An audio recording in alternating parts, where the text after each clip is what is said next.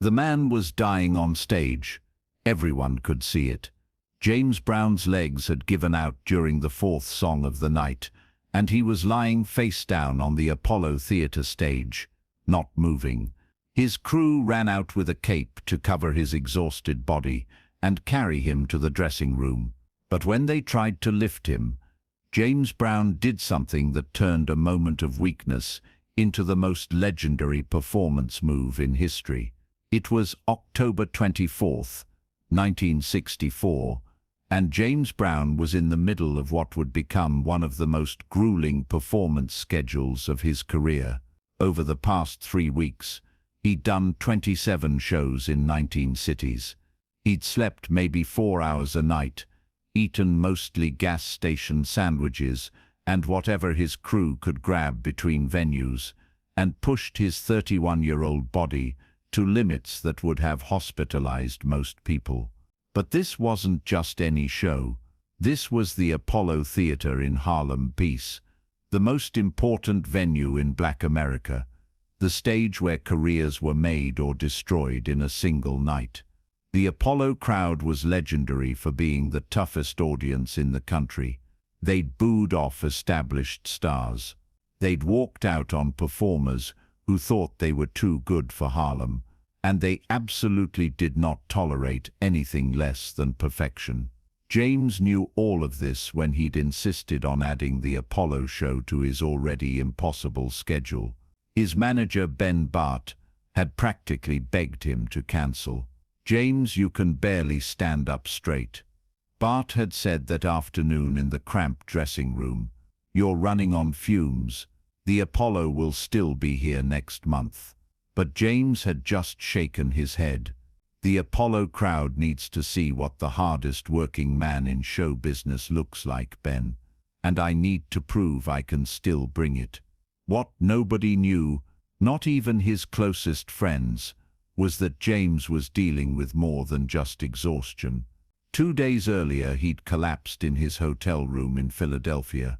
The tour doctor had diagnosed him with complete physical exhaustion, a fever of 102 degrees, and what was probably a severe case of the flu. The doctor had been clear. "You need complete bed rest for at least a week, Mr. Brown. If you keep performing like this, your body is going to shut down." James had thanked the doctor, waited for him to leave, and then gotten dressed for that night's show in Philadelphia. The Apollo Theatre in 1964 was packed wall to wall with 1,500 people, and there were probably another 500 folks who couldn't get in standing outside on 125th Street, hoping to hear something through the doors. The energy inside was electric, that particular Apollo energy that comes from a crowd that knows they're about to witness something special. Backstage, James's band was worried. They'd watched their leader get progressively weaker over the past week. His signature splits weren't as deep, his spins weren't as fast, and the fire in his eyes, that intensity that made James Brown performances so legendary, had dimmed to something that looked more like desperation. "Boss, you don't have to do the full show tonight," said his guitarist Jimmy Nolan, as James sat in his dressing room, staring at himself in the mirror. "We can do an hour instead of 2. The crowd will understand." James looked at Jimmy's reflection in the mirror. "Brother, the Apollo crowd doesn't understand anything except giving them everything you got. So that's what I'm gonna do." The show started at 9 p.m. with James's signature entrance, running out from behind the curtain at full speed, hitting his mark center stage, and immediately launching into Out of Sight. The crowd erupted, as Apollo crowds always did for James Brown. People were on their feet immediately, hands in the air, voices screaming. But those who really knew James Eruth, the musicians who'd played with him for years, the crew members who'd seen 1,000 shows, they could tell something was off. His movements were slightly slower. His voice, while still powerful, had a raspy edge that wasn't usually there, and his face, normally animated and expressive, looked strained. He made it through out of sight, on pure adrenaline. The crowd loved it, screaming for more. James went straight into Night Train, one of his high-energy numbers that usually had him dancing across the entire stage. He made it through the first verse looking strong, but by the second verse, everyone backstage could see him struggling. "He's fading," said Danny Ray, James's longtime valet and the man responsible for the famous cape routine. "I've never seen him like this." The third song was Please, Please, Please. Me's, the ballad that had made James Brown famous, the song that let him slow down a little and connect emotionally with the crowd. He poured everything into it, dropping to his knees on the hard stage floor, as he always did during the emotional climax, begging and pleading through the lyrics. But when he tried to stand back up, something was wrong. His legs weren't responding the way they should. He made it to his feet, but everyone could see he was unsteady. The fourth song was Think, up-tempo, demanding, requiring the kind of energy that James simply didn't have left. He started strong, trying to will his body to obey, but halfway through the second verse, it happened. His knees buckled, not dramatically, not like he'd been hit by something, just a simple failure of muscles that had been pushed beyond their limit. James Brown, the hardest working man in show business, dropped to the stage floor face first. For maybe 2 seconds, the Apollo Theater was completely silent. 1,500 people just stopped screaming, stopped dancing, stopped breathing. The band kept playing for another few beats before gradually trailing off into confused silence. James lay motionless on the stage floor, his body finally forcing the rest it had been denied for weeks. Then the chaos started. People in the front rows were screaming, some crying. Someone yelled for a doctor. The band members stood frozen, unsure whether to keep playing or stop. And backstage, Danny Ray grabbed the cape, the beautiful sequined red cape that was part of James's standard show, and ran onto the stage. This was familiar territory for Danny. He'd done the cape routine dozens of times. Usually it happened at the end of the show, during the final song. James would drop to his knees, overwhelmed by emotion, and Danny would rush out to drape the cape over his shoulders and try to lead him off stage. James would shrug it off, return to the microphone, and keep singing. It was theater, carefully choreographed and rehearsed. But this wasn't theater. This was real. Danny reached James and carefully draped the cape over his boss's shoulders. 2 other crew members, Marla Bennett and Leon Austin, rushed out to help. Together, they gently lifted James to his feet. His eyes were barely open. His breathing was shallow. He looked like a man who'd run a marathon and then been asked to run another one. The 3 men started slowly walking James toward the wings, one on each side, supporting his weight. The crowd watched in stunned, worried silence. This wasn't part of the show. This was James Brown, their hero, being carried off stage like an injured fighter. They'd made it maybe 10 feet when James's eyes suddenly flew open. His head lifted, his back straightened, and with a movement so sudden that it startled Danny and the other crew members, James shrugged the cape off his shoulders. It fell to the stage floor in a pile of red sequins. The band, operating on pure instinct, immediately started playing again. James yanked his arms free from Bobby and Leon's grip.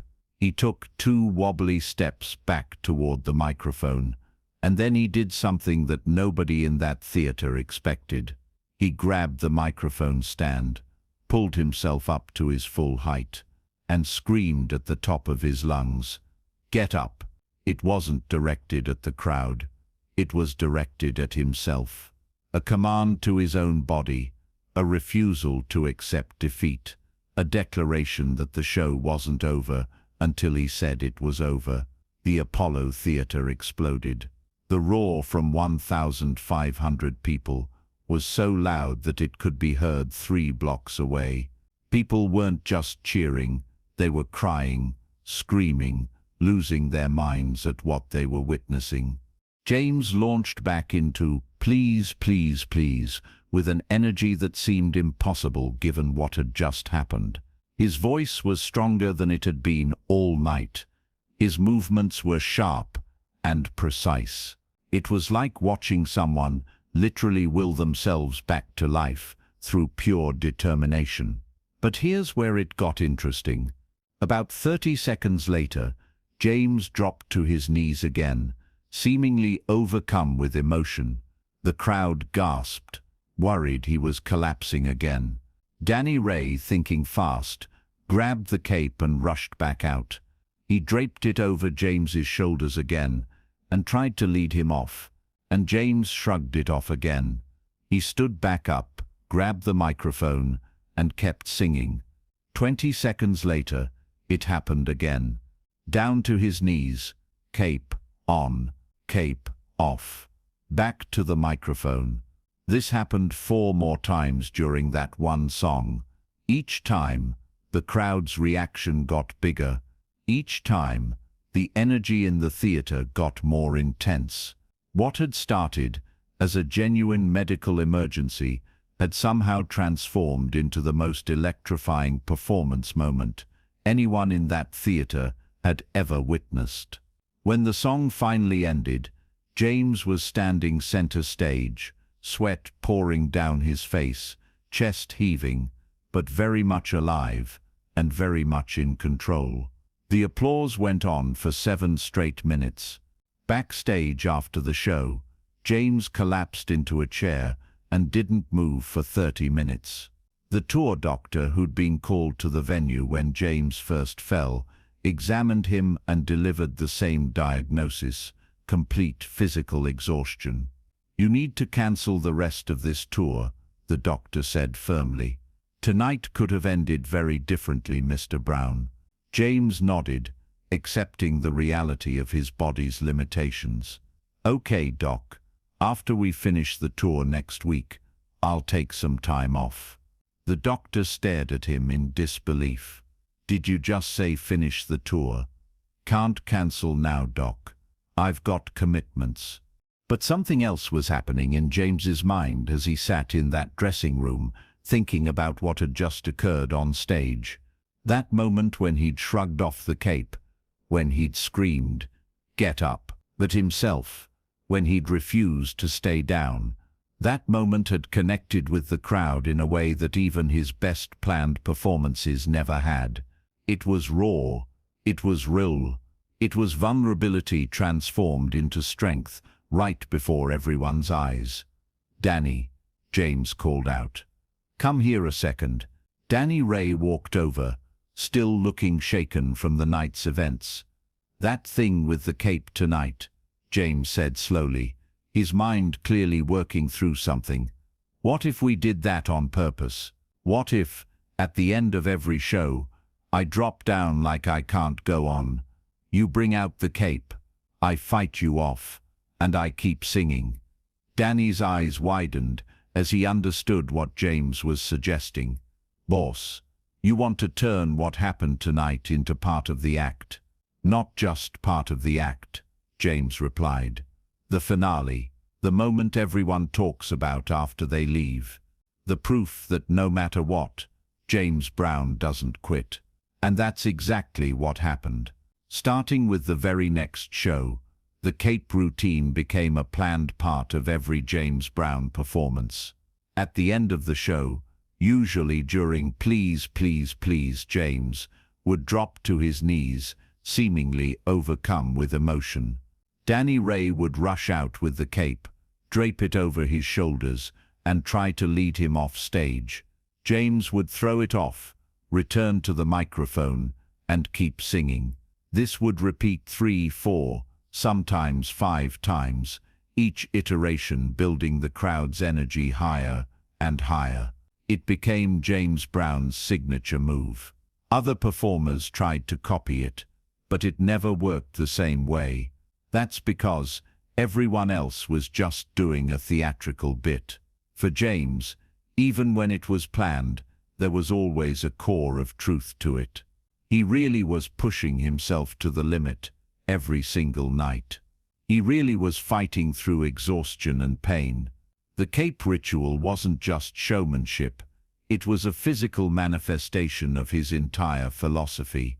No matter what tries to bring you down, you get back up. Over the next 13 years, until James's final performances, Danny Ray would bring that cape out thousands of times.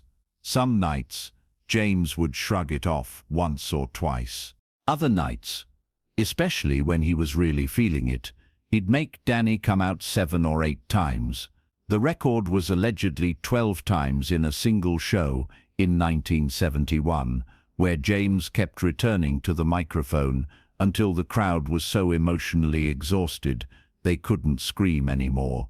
The cape routine became so iconic that it's been copied, referenced, and parodied countless times. Saturday Night Live did sketches about it. Other musicians incorporated it into their own shows.